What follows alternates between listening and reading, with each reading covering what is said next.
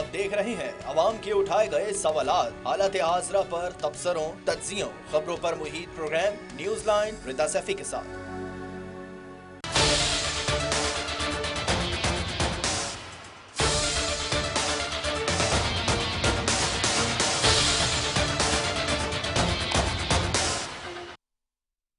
अस्सलाम वालेकुम। Programme news line के साथ मैं हूं आपकी होस्ट मुनीबा गुल बाजवा, और आज हम प्रोग्राम में गुफ्तगू करेंगे हुकूमत के ज़मनी मालियाती बिल 2021 के मुतालिक।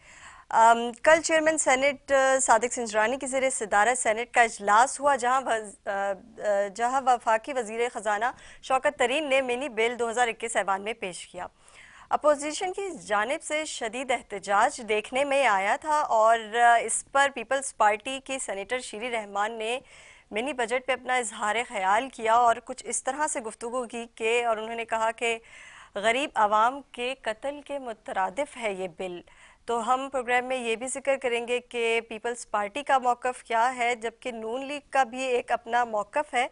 इसके अलावा एक मौक़िफ़ ये भी सामने आया कि IMF की जो किस्त पाकिस्तान ने देनी है कर्ज़ों की, तो $1 अरब के बदले में ये बिल पेश किया गया है ताकि अवाम की जेब से $3 अरब वसूल किए जाएं। इस पर भी गुफ्तगू करेंगे। मैं अपने मेहमानों का तारुफ आपसे करवा दूँ। स्टूडियो में हमें ज्वाइन किया है PTI से MPA अदील अहमद साहब ने। आपको प्रोग्राम में खुशामदीद कहते हैं। इसके साथ मेरे साथ टेलीफोन लाइन पे होंगे माहिर माशियात AQ खलील साहब, आपको भी प्रोग्राम में खुशामदीद कहते हैं हम। और मेरे साथ मौजूद हैं PMLN से MNA अली गोहर बलोच साहब। अस्सलाम वालेकुम। तीनों हज़रात को हमने खुशामदीद का। मैं सबसे पहले आपसे बात करना चाहूँगी इस बिल के बारे में। अदील साहब मुझे ये बताएं कि इतने कंट्रोवर्सी का शिकार है, और पीपल्स पार्टी की हुकूमत भी ये कहती है, आपके अपोजिशन की जितनी जमातें हैं वो ये कहती हैं कि गरीब आदमी का तो इस्तेहसाल है इसके अंदर। 150 से ज़्यादा अशिया पे आप 17% टैक्स लगा रहे हैं और छूट भी नहीं दे रहे। बिस्मिल्लाहिर्रहमानिर्रहीम। बहुत शुक्रिया जी, आपने अपने प्रोग्राम में मौका दिया। देखें, सबसे पहले तो ये बात वाज़ेह होनी चाहिए कि हम IMF के पास जाते क्यों हैं, हमें कर्ज़ा लेने की ज़रूरत पड़ी क्यों। आपने जैसे देखा कि पिछले 72 सालों से सबसे पहले IMF के पास कौन गया, यानी 60s तक हम जो है वो मुल्क थे जो कि जर्मनी को और दीगर मुल्कों को हम कर्ज़ा देने वाले मुल्क थे। हमारी इकानमी जो है वो तेज़ी से बढ़ रही थी। हम जो है वो इस मुल्क में डैम्स हमने 60s में बनाए। हम इंडस्ट्रियलाइजेशन जो है वो पाकिस्तान की तारीख़ की सबसे ज़्यादा उस दौर में हुई।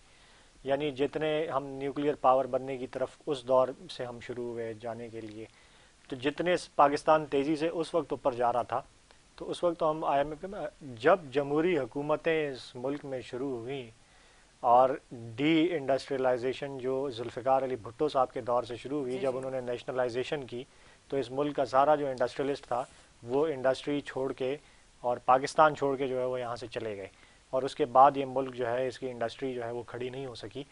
फिर अगर हम देखते हैं मुशर्रफ दौर को, अगर हम देखते हैं तो उस दौर में आप देखें कि उस दौर में जो है वो हमारी इकानमी जो पहले ये छोड़ कर गए थे, मुशर्रफ ने उसमें कितना रिकवर किया। और फिर जब दोबारा वापस जमहूरी हुकूमतें आई 8 से लेकर 18 के दौर में रिकवर किया कि नहीं किया? मुशर्रफ के दौर में बहुत उन्होंने जो है वो इस मुल्क की इकानमी को रिवाइव किया और रिकवर किया।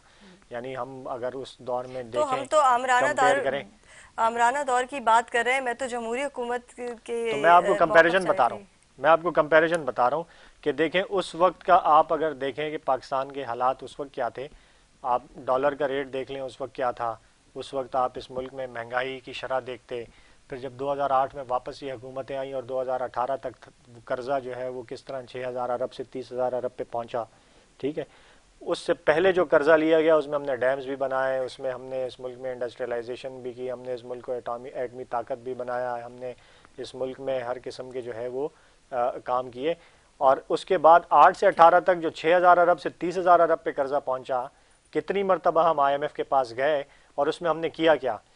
हमने पहले जो स्टील मिल बनाई थी वो हमने तबाह की इस दौर में। मैं पहले इस बिल के ऊपर जो है वो माहिर माशियात से राय ले लेती हूँ। हमारे पास इकोनॉमिस्ट हैं, इन्होंने हमें टेलीफोन लाइन पे ज्वाइन किया है, AQ खलील साहब। AQ खलील साहब, ये बताइएगा कि अदील साहब ये कह रहे हैं कि जी बहुत तरक्की है और कोई इस्तेसाल नहीं है, 6 अरब سے جو ہے وہ قرضہ 30 ارب پہ جو ہے وہ گیا ہے پچھلے ادوار میں. آپ کیا سمجھتے ہیں اس بات میں کتنی حقیقت ہے؟ دیکھیں یہ تو اعداد و شمار کا جو گیم ہے نا، جی جی اس کو کوئی بھی اپنے اعداد و شمار سے اپنے فیور میں استعمال کر لیتا ہے. جی جی مثال کے طور پہ پیپلز پارٹی کی حکومت نے اگر قرضے لیے تو پی ٹی آئی کی حکومت یہ کہتی ہے کہ ہم نے قرضوں کی ادائیگی کے لیے قرض لیا. جی جی اور دوسری جو امپورٹنٹ بات سمجھنے کی ہے کہ تینوں حکومتیں یعنی بنی ہمارے پاس زیادہ عرصے تک پاکستان مسلم لیگ نواز کی، پاکستان پیپلز پارٹی کی اور پی ٹی آئی کی. ان تینوں حکومتوں کے ادوار میں سب سے مختصر دور جو ہے وہ پی ٹی آئی کا ہے. ٹھیک ہے. اس کے باوجود ان کے اپنے اپنے موقف ہیں. لیکن ابھی میرے بھائی عدیل بات کر رہے تھے تو عدیل بھائی کو اچھی طرح معلوم ہوگا کہ پاکستان میں ایک چوتھی قوت بھی ہے، اور وہ جو چوتھی قوت ہے وہی دراصل ملک کی اکانومی کو کہیں نہ کہیں سے کنٹرول کر رہی ہوتی ہے. اور میری اس بات کی دلیل یہ ہے کہ پاکستان میں 4 دفعہ فوجی حکمران رہے اور جی لیکن ڈی سر پی کی آج جو تو پریس 8 کانفرنس میں چوتھی حکومت نے کہہ دیا جی کوئی ایسا مسئلہ نہیں ہے، ہم تو سیاست پہ گفتگو میں نہیں تو کریں گے. تاریخ کی بات کر رہا ہوں، میں اس کی بات نہیں کر رہا ہوں. میں یہ کہہ رہا ہوں کہ 4 حکمران رہے اور ان کے دور حکومتوں میں جو جی ڈی پی کی شرح تھی وہ 8% کے قریب تھی. یہ تاریخی بات بتا رہا ہوں، میں جی اپنی جی طرف سے بالکل. کوئی فیگر کوٹ نہیں کر رہا ہوں آپ کو. اب یہ کیوں تھی، غلط تھی، جمہوری حکومت کا قصور تھا، یا اس میں اس موضوع پہ نہیں جا رہا ہوں. میں تو صرف ایک تاریخی بات بتا رہا ہوں. اس لیے میں آپ کو یہ بتا رہا ہوں کہ ہماری جو ہمیں آئی ایم ایف پہ جانے کی ضرورت پڑتی ہے نا، جس کی بات کی عدیل بھائی نے جی ابھی، جی اس کی بنیادی وجہ بیڈ گورننس اور کرپشن ہے. اگر یہ چیزیں نہ ہوں اور ہمارے پاس وہ فنڈ صحیح استعمال ہو جائیں تو بہت ممکن ہے کہ ہمیں آئی ایم ایف کی طرف نہ جانا پڑے. ہمارے ملک کی بدقسمتی یہ ہے کہ جب ہم جمہوری اداروں کے اندر بے انصافی اور ناانصافی کا دورہ ہوتا ہے، اور نتیجہ یہ ہے کہ میں کراچی کی مثال آپ کو دوں کہ 70% ٹھیک ہے قومی خزانے کو دینے والا جو شہر ہے وہ بہت ساری چیزوں سے محروم ہے. جبکہ اگر آپ دیکھیں اس کے مقابلے میں جو دیگر سٹیز ہیں ہمارے، اس میں ترقی کے کام بھی ہو رہے ہیں. اس کا مطلب ہے وسائل موجود ہیں، استعمال صحیح نہیں ہے. نتیجہ یہ ہے کہ ایک ایسا پروڈکٹیو دینے والا ملک، انڈسٹریل کراچی جو ہمارا شہر ہے، اس کو اگر آپ انفراسٹرکچر نہیں دو گے، ٹیکسز کی بھرمار کرے جاؤ گے، نوٹسز کی بھرمار کرے جاؤ گے، تو نتیجہ مائنس میں ایک دن اچھا آنا ہی ہوتا ہے. خلیل صاحب، آپ کی بات بالکل ٹھیک ہے. میں چاہوں گی کہ تھوڑی سی بات ہم اس یہ منی بجٹ پہ بات کریں کہ 3 دن کے اندر جو ہے اس پہ جو تحفظات ہیں وہ بھی جمع کرانے ہیں، ورنہ بل جو ہے وہ یہ کلیئر ہو جائے گا. اور پھر اس کے بعد آپ کو پتہ ہے 17% تک جو ہے وہ اضافہ کر دیا گیا ہے، چھوٹ ختم کر دی گئی ہے 150 اشیاء پہ. تو اتنا زیادہ ٹیکس جو ہے وہ ایک غریب آدمی کی تو سبھی بات کر رہے ہیں، مجھے تو لگتا ہے مڈل کلاس بھی افورڈ نہیں کر پائے گی جن اشیاء پہ ٹیکس کی جو شرح ہے وہ 17% ہے. میں آپ سے عرض کروں کہ بظاہر آپ کی بات بالکل صحیح ہے، کیونکہ بہت زیادہ ٹیکسوں میں اضافہ ہوا ہے اور عوام کو جو موجودہ مہنگائی ہے اس میں یہ جو مزید اضافہ ہوا ہے اس سے عام آدمی جو ہے اس کی جو ہے وہ قوت خرید پوری طرح متاثر ہوگی. جی جی بالکل. ہلو جی جی جی قوت جی، خرید تو ان کی متاثر میں ہوگی. یہ آپ سے بات عرض کر رہا تھا کہ آپ نے جو فرمایا ٹیکسز کی، اس جی کا جی ایک مثبت پہلو ہے اور ایک منفی پہلو ہے. دیکھیں ایک چیز جو ہمیں نہیں بھولنی چاہیے، فراموش نہیں کرنی چاہیے، وہ یہ کہ ایک زمانے میں ہم یعنی بزنس کمیونٹی کے لوگ ایک مطالبہ کرتے تھے کہ یہ جو ایگزمپشن کی اور ایس آر او کی جو چیزیں ہیں اس کو ختم کیا جائے. جی کسی کے ساتھ یکساں سلوک ہونا چاہیے، انڈسٹریل اور کمرشل کا فرق ختم ہونا چاہیے اور سب کو ایکول پلینگ فیلڈ ملنی چاہیے. ٹھیک ہے. اور یہ ایک منصوبہ بندی کے تحت کئی چیزوں پہ ڈیوٹیوں میں کمی بیشی بھی ہوئی، سیل ٹیکس میں نرمی بھی ہوئی، کہیں کمی ہوئی، کہیں زیادتی ہوئی، یہ ماضی میں ہوتا رہا ہے. اس دفعہ آئی ایم ایف نے جب ہمارے پاس انہوں نے یہ بتایا کہ یہ آپ کے پاس تقریباً 1300-1400 ارب کا ایک یہ فنڈ موجود ہے، اگر آپ اپنی دی ہوئی رعایتیں واپس لے لیں تو اس سے آپ کو 900 ارب روپے مل سکتے ہیں. پھر وہ 700 ارب ہوئے اور پھر جا کے 350 ارب کے اوپر بات بنی.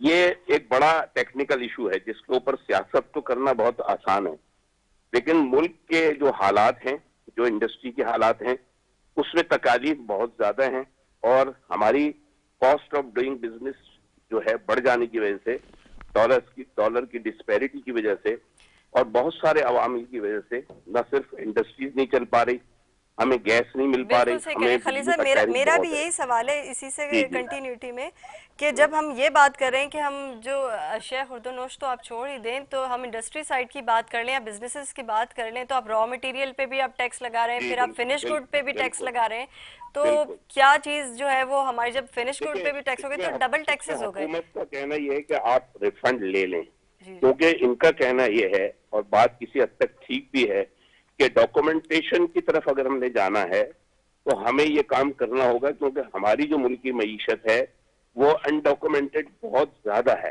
ٹھیک ہے نا.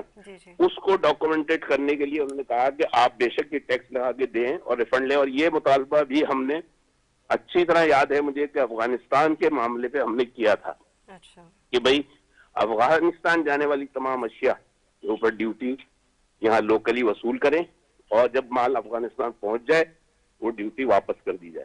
لیکن وہ جو سر جب ریفنڈ کر رہے ہوں گے تو وہ ٹائم پیریڈ تو بہت آگے کی بات ہے, جب لوگ پرچیزز کر رہے ہوتے ہیں, جب چیزیں خرید رہے ہوتے ہیں تو پیسے تو ان کی جیب سے جا رہے ہوتے ہیں. میں عرض یہ کر رہا ہوں, اس میں خرابیاں بھی ہیں, اس میں سوالات بھی ہیں, اور اس میں بہت ساری چیزیں ہیں.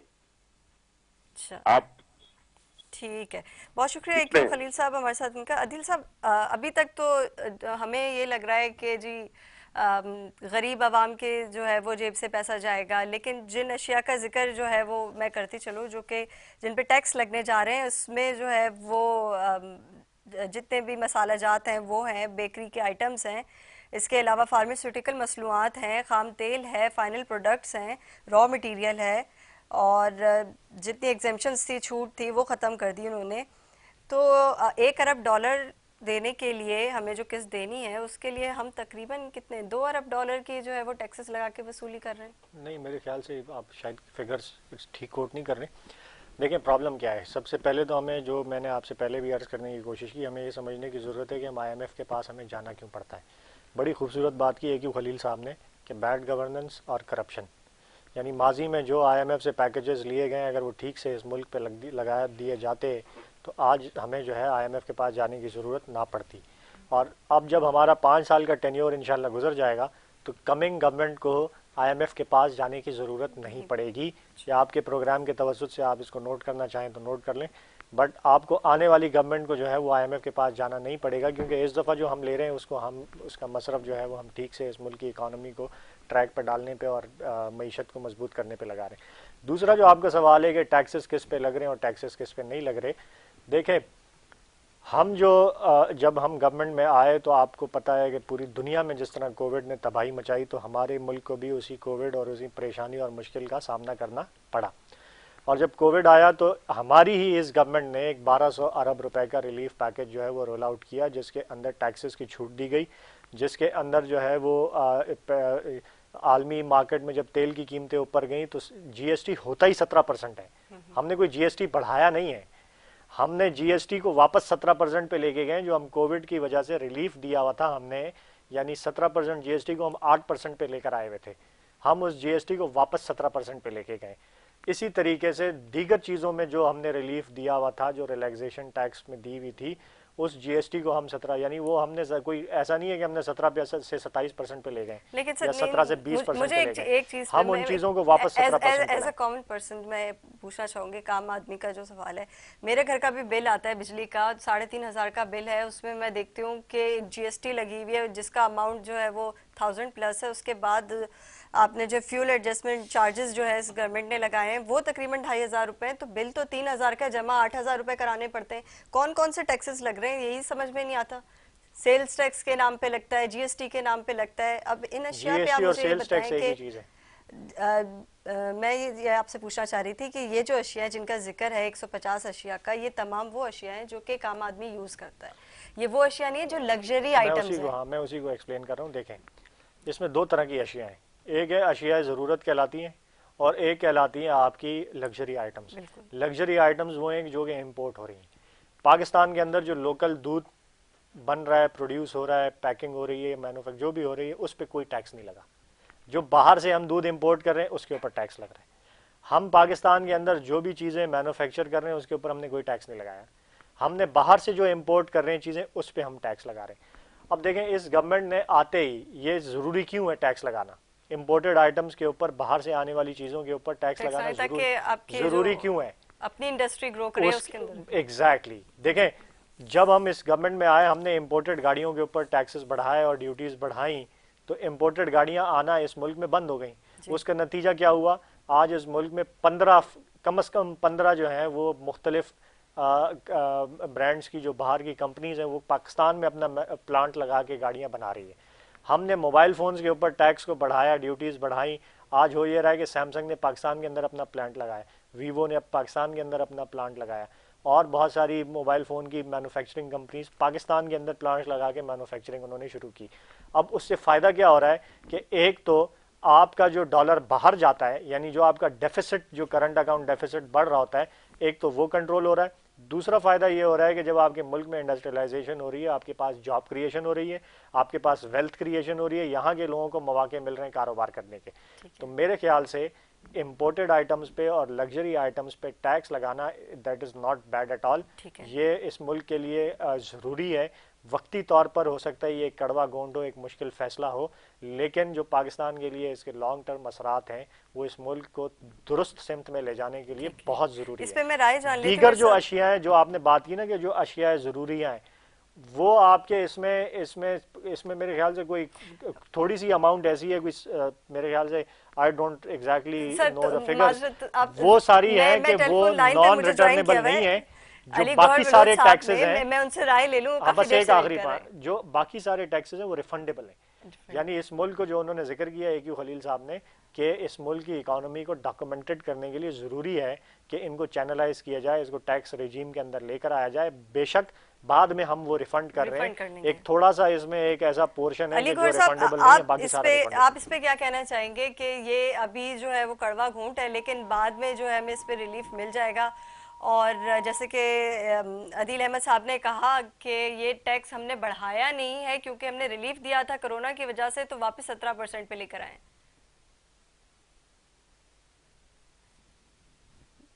اچھا، میرے ساتھ ٹیلی فون لائن پہ پیپلز پارٹی کے سینئر رہنمائی مرزا اختیار بیگ صاحب. آپ کو میری آواز آ رہی ہے مرزا صاحب؟ آواز آ رہی ہے بالکل جی. میرا آپ سے یہ سوال ہے کیونکہ علی گوہر بلوچ صاحب کا میرے خیال سے رابطہ منقطع ہو گیا، ہم انہیں ٹرائی کر رہے ہیں. آپ مجھے یہ بتائیے گا کہ ابھی عدیل احمد صاحب یہ کہہ رہے تھے کہ جو ٹیکسز ہیں یہ کرونا کی وجہ سے ہم نے ریلیف دیا تھا اور ہم واپس اس کو 17% پہ لے کر آئے ہیں، اور جو 150 اشیاء اس میں زیادہ تر آئٹمز وہ ہیں جو کہ امپورٹ ہوتے ہیں. جی میں ذرا اس پہ اپنا پوائنٹ آف ویو دے دوں. یہ بات سے میں ایگری نہیں کرتا. پہلی چیز تو یہ ہے کہ جو سیل ٹیکس تھا کھانے پینے کی اشیاء پہ، را مٹیریل پہ، وہ کچھ زیرو، زیادہ تر آئٹم پہ زیرو تھا اور پھر میکسیمم 5% تھا. اب انہوں نے ان تمام آئٹمز پہ جس میں کھانے پینے کی اشیاء ہے، فارما کا را مٹیریل ہے جو پہلی بار لگ رہا ہے، جس سے 160 ارب روپے یہ حاصل کریں گے ٹیکسز کے مد میں. وہ پہلے نہیں تھا، وہ زیرو ریٹڈ تھا جس وجہ سے دوائیاں سستی تھیں. اب ایڈجسٹیبل ہے، وہ بالکل صحیح ہے، لیکن یہ پیسے 4-6 مہینے اسٹک رہتے ہیں، کیش فلو افیکٹ ہوتا ہے اور مالی لاگت بڑھ جاتی ہے، بینک سے آپ کو قرضہ لینے پڑتے ہیں، فائنینشیل کاسٹ آپ کی بڑھ رہی ہے.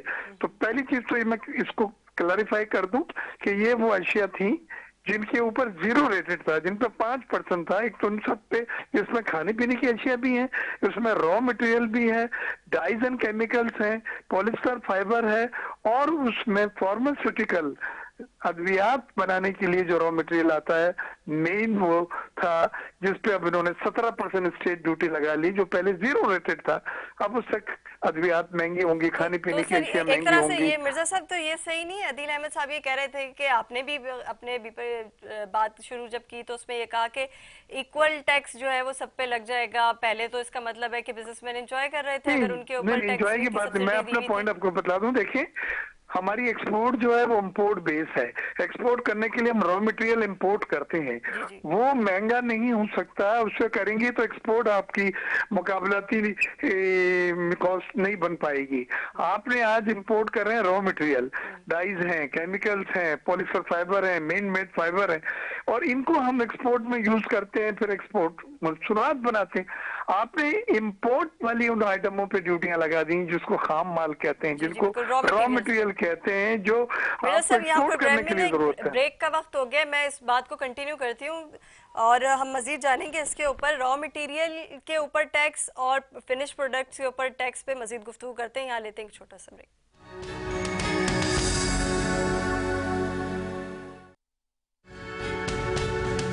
आप देख रहे हैं अवाम के उठाए गए सवालात, हालत हाज़रा पर तबसरों, तज्जियों, खबरों पर मुहित programme news line Rita Saifi के साथ। Welcome back. हम गुफ्तगू कर रहे थे सीनियर रहनुमा मिर्ज़ा इख्तियार बेग साहब से। मिर्ज़ा साहब जी, हम वहीं से कंटिन्यू करते हैं। आप कह रहे थे रॉ मटेरियल पे टैक्स और फिनिश गुड के टैक्स का आप मुझे डिफरेंशिएट करके बता रहे थे कि जैसे जस्टिफिकेशन दे रहे हैं लग्जरीज गुड्स पे टैक्स लगाना बढ़ाना, हम उसको अपोज नहीं करते, हमें कोई उस पे एतराज नहीं है। लेकिन जब आप रॉ मटेरियल को महंगा करेंगे तो एक्सपोर्ट गुड्स जिनके लिए वो इंपोर्ट किया जा रहा है क्योंकि हमारे मुल्क में नहीं होता, वो एक्सपोर्ट गुड्स जो है वो महंगी हो जाएंगी और अब एक्सपोर्ट ऑर्डर आपको नहीं मिल सकेगा, मुकाबलती ताकत खत्म हो जाएगी, पहली चीज। दूसरा, इन्होंने पेट्रोलियम डेवलपमेंट लीवे लगाया है 30 रुपए फी लीटर, 4 रुपए फी लीटर एवरी मंथ, ये जून तक लगता रहेगा आपका। आप सो के उठेंगे 1 तारीख को ये लग चुका होगा। अब ये 30 रुपए तो सिर्फ नया इसमें पेट्रोलियम डेवलपमेंट लीवे जो IMF के कहने पे लगाया गया है। पेट्रोलियम की मसनूआत can not be source of revenue generation. ये जो चीजें हैं ये रेवेन्यू हासिल करने का जरिया नहीं होती, आप उसको भी रेवेन्यू हासिल करने का जरिया बनाया है। तीसरी चीज जो है, FBR ने तकरीबन 343 अरब रुपए की टैक्स एग्जेम्पशन ये जो हटाई है, इस टैक्स एग्जेम्पशन में हटाने में पहली बार फार्मा इंडस्ट्री के ऊपर 17% टैक्स लगाया। आपने मशीनरी जो इंपोर्ट कर रहे थे टेक्सटाइल की, स्पिनिंग और दूसरी जो अभी टेम्परेरी रिफाइनेंस स्कीम के तहत कोई 400 अरब रुपए की आई है, वो आपने सेल टैक्स उस पर खत्म करा था ताकि लोग मशीनें मंगाएं, ड्यूटी खत्म करी थी ताकि लोग लगाएं, जॉब क्रिएशन हो। अपना ही आपने रैशनल को अब आप नेगेट कर रहे हैं, अब आप उस मशीन के ऊपर भी 17% ड्यूटी लगा दी है और वो एडजस्टेबल नहीं है, वो रिकवरेबल नहीं है। तो इसको साफ साफ आप ये बोलें कि IMF के एग्रीमेंट की वजह से हमें इजाफी टैक्सेस हासिल करने हैं और वो टैक्सेस और ड्यूटीज लगा के हम रॉ मटेरियल पे। रज़ा रब्बानी साहब ने भी यही बात की है कि हुकूमत से आवाम जानना चाहती है कि IMF की जानिब से कौन सा प्रेशर पाकिस्तान पर डाला जा रहा है। तो ये जो प्रेशर वाली बात है, ये मुझे आप ये बताएं कि कौन सा प्रेशर है, हम आवाम क्या जानना चाहती है, IMF की ऐसी कौन सी शराइत है? IMF की 3-4 ऐसी चीजें हैं जो मैं बिल्कुल उससे इख्तलाफ करता हूँ। सबसे पहले तो स्टेट बैंक की उन्होंने जो टर्मिनस पे नाम पे मदर पिदर आजादी दिलवा दी कि स्टेट बैंक से पूछ सकते हैं, ना नैब उन पे इंक्वायरी कर सकता है। 5 साल के लिए गवर्नर स्टेट बैंक की जो मुद्दत है और उसको बढ़ाया भी जा सकता है, और मॉनेटरी पॉलिसी का फाइनेंस मिनिस्ट्री जो है वो उससे कोई ताल्लुक नहीं होगा। तो आपने इसको IMF का एक ज़िली इदारा बना दिया है। हमें कुछ कंट्रोल रखने थे, कुछ बोर्ड्स थे जो सुपरविजन बोर्ड्स, उनको रखना था। डॉक्टर इशरत हुसैन ने भी इस चीज की हिमायत की है कि वो हमें अपने कंट्रोल रखने के उन बोर्ड्स को रखना चाहिए जिनको खत्म किया गया, नंबर 1। दूसरी चीज ये है कि मार्कअप बढ़ाने की बात कर रहे हैं। पहले उन्होंने 1.5% बढ़ाया, फिर 1% बढ़ाया, 2.5% बढ़ा दिया।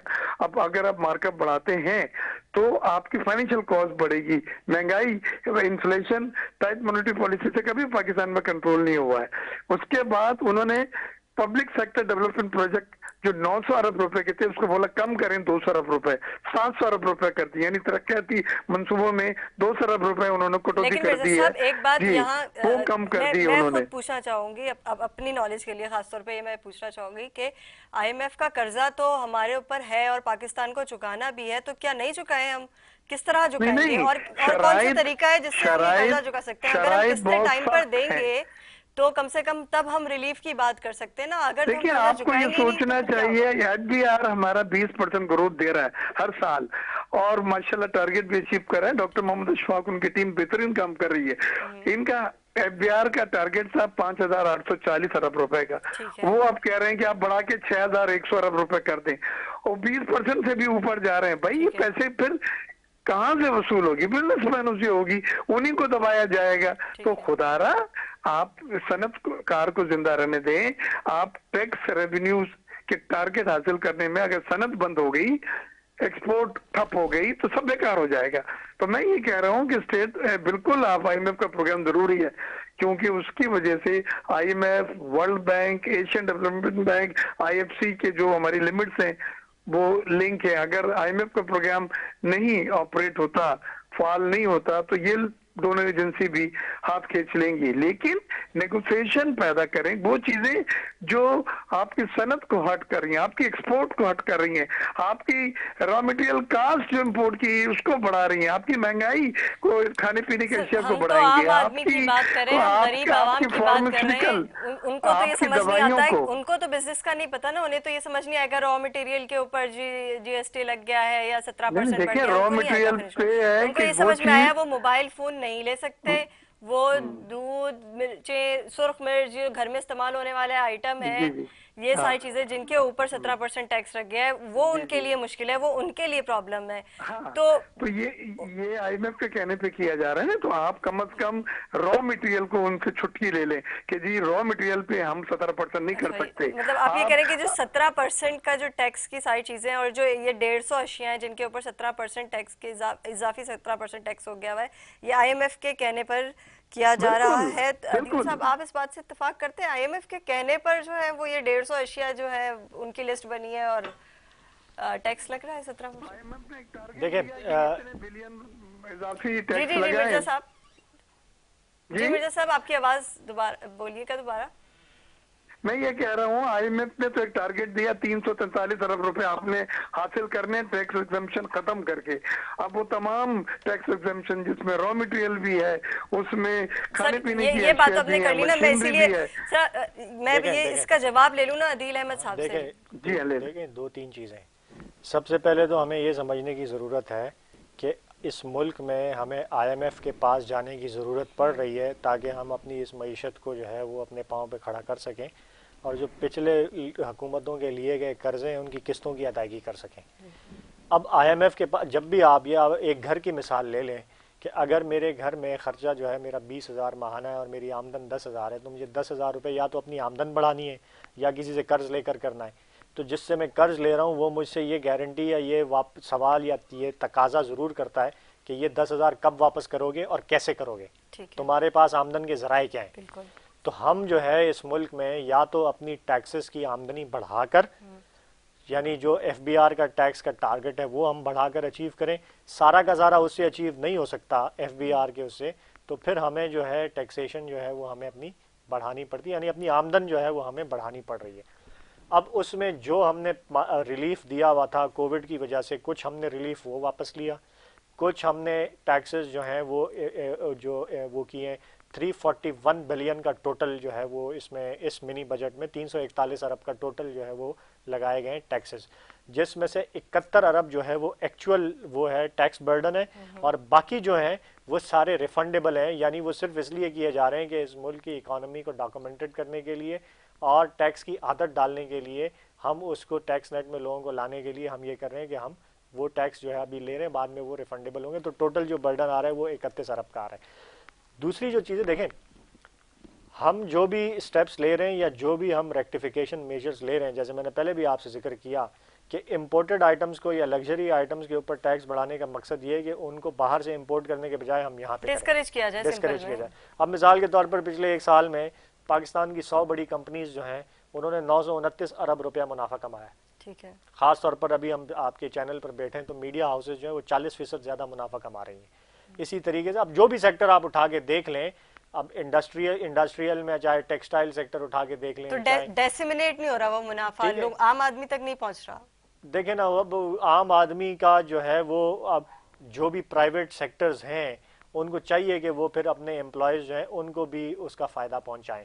गवर्नमेंट तो पहुंचाने की कोशिश कर रही है, گورنمنٹ تو صحت انصاف کارڈ کے ذریعے 10 لاکھ کا فری علاج جو ہے وہ خیبر پختونخوا میں بھی 100% آبادی کو دے رہی ہے، پنجاب میں بھی 100% آبادی کو دے رہی ہے، سندھ میں بھی ہم دینا چاہتے ہیں۔ سندھ حکومت سے میں آپ کے اس پروگرام کے توسط سے دوبارہ ریکویسٹ کرتا ہوں کہ وہ فیڈرل گورنمنٹ کے ساتھ بیٹھیں، اس میں سندھ کے لوگوں کو بھی صحت انصاف کارڈ دیں۔ گورنمنٹ تو کوشش کر رہی ہے کہ نیا پاکستان ہاؤسنگ کے تھرو جو لونز آپ گھر کے پرچیزنگ کے لیے یا بنانے کے لیے لے رہے ہیں، اس پہ آپ کا مارک اپ ہے اس کو 3% یا اس سے بھی کم کر کے لوگوں کو فیسیلیٹیٹ کیا جا رہا ہے کہ وہ گھر خرید سکیں۔ گورنمنٹ کوشش کر رہی ہے کہ جو نئے سٹارٹ اپس ہیں، جو کاروبار کرنا چاہتے ہیں لوگ، ان کو آسان اقساط پر یا قرض سود سے پاک جو ہے 5 لاکھ تک اگر قرضہ لے رہے ہیں تو وہ سود سے پاک قرضہ بھی دے رہے ہیں، اور اس سے بڑے قرضے جو ہیں وہ کم شرائط پہ بھی دے رہے ہیں تاکہ لوگ کاروبار کر سکیں۔ حکومت تو کوشش کر رہی ہے کہ وہ زیادہ سے زیادہ اپنی جو غریب طبقہ ہے، جیسے ابھی مہنگائی کا عالمی دنیا کی وجہ سے تیل دنیا کی مارکیٹ میں مہنگا ہوا ہے، ہم نے نہیں کیا۔ کووڈ کی وجہ سے جو آپ کا ڈیمانڈ سپلائی کا گیپ آیا، دنیا کی وجہ سے مہنگائی ہمیں فیس کرنا پڑ رہی ہے، اس کے باوجود وزیر اعظم عمران خان صاحب نے جو 2 کروڑ جو سب سے نچلا ہمارا طبقہ ہے، جو کہ عام جو 2 وقت کی روٹی بھی نہیں کھا سکتا، ان 2 کروڑ خاندانوں کے لیے، یعنی 8 سے 10 کروڑ اس ملک کی آبادی کے لیے انہوں نے جو آپ کا ریلیف پیکج دیا راشن کے اندر، تاکہ وہ 30% جو ہے وہ کم سبسڈی جو ہے وہ دی جائے۔ وہ سبسڈیز اپنی جگہ ہیں، وہ عام آدمی کے لیے دی جا رہی ہیں۔ وزیر اعظم عمران خان صاحب یا یہ جو حکومت ہے وہ یہ بھی کوشش کر رہی ہے کہ جو سب سے زیادہ ہمارا کمزور طبقہ ہے ان کو چاہے پناہ گاہ دی جائے، چاہے ان کو کنٹینیو رکھیں گے۔ مرزا صاحب آپ بھی لائن پہ رہیے گا۔ اب جو پرائیویٹ سیکٹر کما رہے ہیں ان کو بھی چاہیے کہ وہ اپنے امپلائیز کا اور ان کا خیال رکھیں۔ جی کہ پرائیویٹ سیکٹر کے لیے تو آپ نے دے دیے ایڈوائس، ایک پالیسی۔ یہاں ایک بریک کا وقت ہو گیا، بریک سے واپس جب آئیں گے مرزا صاحب تو ہم کچھ گفتگو جو ہے آج ایک پریس بریفنگ پہ بھی کریں گے جو D G I S P R نے دی تھی، اور انہوں نے کہا سول ملٹری ریلیشن شپ جو ہے وہ بالکل ٹھیک چل رہے ہیں، اور جو قیاس آرائیاں کی جا رہی ہیں نواز شریف صاحب کو لانے کے لیے اور دوسرے معاملات میں، اس پہ گفتگو جاری رہے گی۔ یہاں لیتے ہیں ایک بریک۔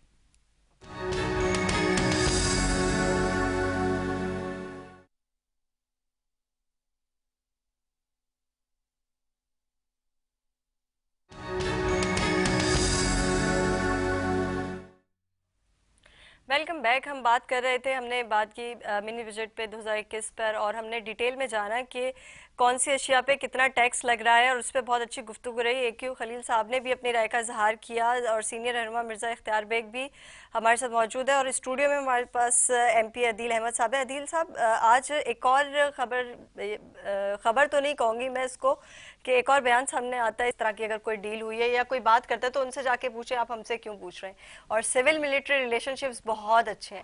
تو جہاں ہمیں یہ بازگشت سنائی دی جا رہی تھی کہ سول ملٹری ریلیشن شپس جو ہے وہ خراب ہو گئے ہیں اور اب اسٹیبلشمنٹ بیک پہ نہیں ہے، جس طرح پہلے بھی ذکر ہوا تھا کہ چوتھی حکومت ہے، تو شاید ان کا اشارہ AQ خلیل صاحب کا اسی طرف تھا۔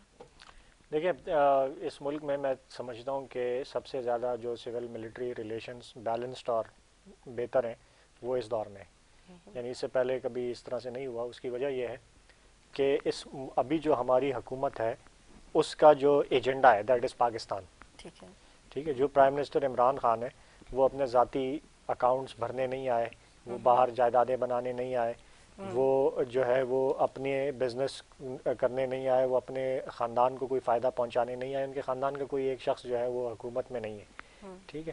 ان کا مقصد جو ہے وہ پاکستان ہے، اور اسی طریقے سے جو اس ملک کی افواج ہیں یا جو اس ملک کے ادارے ہیں جو کہ جسے آپ اسٹیبلشمنٹ کا نام دیتے ہیں، ان کا جو مقصد ہے کہ وہ بھی پاکستان کی سلامتی، تحفظ اور اس کے لیے کوشش کر رہے ہیں، اور حکومت بھی اسی ڈائریکشن میں۔ تو میرے خیال سے یہ جو بیلنس ہے آف سول ملٹری ریلیشن شپ وہ سب سے زیادہ آئیڈیل ہے۔ اب آ جاتے ہیں جو نواز شریف صاحب کی آپ نے بات کی نا، دیکھیں اس ملک کی بہت بڑی بدقسمتی ہے کہ یہاں جو سیاستدان حکومتیں کرتے رہے ہیں اور حکومت میں رہیں، جو بھی خاندان رہیں، سارا کا سارا ٹبر جو ہے وہ صرف حکومت کرنے پاکستان آتا ہے، اور جب یہ حکومت میں نہیں ہوتے تو یہ یا لندن میں ہوتے ہیں یا فرانس میں ہوتے ہیں یا پھر یہ مڈل ایسٹ کسی ملک میں پائے جاتے ہیں، اور جب پھر دوبارہ حکومت کی باری آتی ہے تو یہ واپس نازل ہو جاتے ہیں اس ملک کے اوپر۔ نواز شریف صاحب کا ریکارڈ آپ دیکھیں، 3 مرتبہ وہ اس ملک کے وزیر اعظم بنے، تینوں مرتبہ وہ اس ملک سے بھاگے، تینوں مرتبہ فرار ہوئے، ڈیل کر کے بھاگے تو انٹرپول سے بلوا لینا، ان پہ اتنے مقدمات ہیں، اور جو ہے وہ پھر واپس وہ آئیں. اب اس دفعہ بھی یہی ہوا کہ پیناما کے جو کیسز آئے اس میں ان پر یہ الزام تھا کہ انہوں نے جو پراپرٹیز لنڈن میں خریدی وہ انہوں نے جو ہے وہ اس کی کوئی ویلتھ یا اس کی جو منی ٹریل ہے وہ عدیل صاحب میں آپ سے جو ہے نہ وہ آج تک کر سکے. میں نواز شریف صاحب پہ بات نہیں کری، میں جو ہے یہ کہنا چاہ رہی تھی کہ D G I S P R نے یہ کہا کہ سول ملٹری ریلیشن شپس جو ہیں وہ بہت اچھے ہیں، جس پہ آپ کا موقف یہ تھا کہ واقعی بہترین ہے جو اس کمپیریٹیولی پاس سے دیکھا جائے. مرزا صاحب سے میں نہیں اس کی وجہ بھی بتائی نا میں نے آپ کو. میں مرزا صاحب سے وجہ یہ ہے آپ کی طرف کہ دوبارہ ہمارا مقصد اور اس ملک کی افواج کا جو مقصد ہے وہ پاکستان کی سلامتی. پاکستان کی سلامتی. مرزا صاحب، عدیل احمد صاحب کہہ رہے ہیں کہ پاکستان کی سلامتی ہے اس کا مقصد، اور آپ نے آج شاید دیکھی ہو ان کی پریس بریفنگ، تو کیا کہیں گے اس پہ آپ؟ جی میں نے دیکھا ہے آئی ایس پی آر کے ڈی جی صاحب کی بہت ہی واضح کلیریفیکیشن تھی، اور یہ اس طرح کی باتیں جو ہو رہی ہیں کہ ڈیل کی جا رہی ہیں اور جو اپوزیشن ہے وہ ڈیل کر کے آنا چاہ رہی ہے، انہوں نے اس کی تردید کری. لیکن یہ بات اپنی جگہ واضح ہے اور ہر ایک ہی سمجھتا ہے کہ حکومت ڈیلیوری میں ناکام ہو چکی ہے، اور اس کی وجہ سے ہر وہ آدمی جس کا نیشنل سیکیورٹی سے ڈائریکٹ کے انڈائریکٹ تعلق ہے پریشان ہے، اور وہ چاہتے ہیں کہ یہ حالات زیادہ نہ خراب ہوں، کیونکہ پھر اس کو ریورس کرنا مشکل ہوگا. وہ کوئی بھی حکومت آئے، بات کی بات ہے وہ.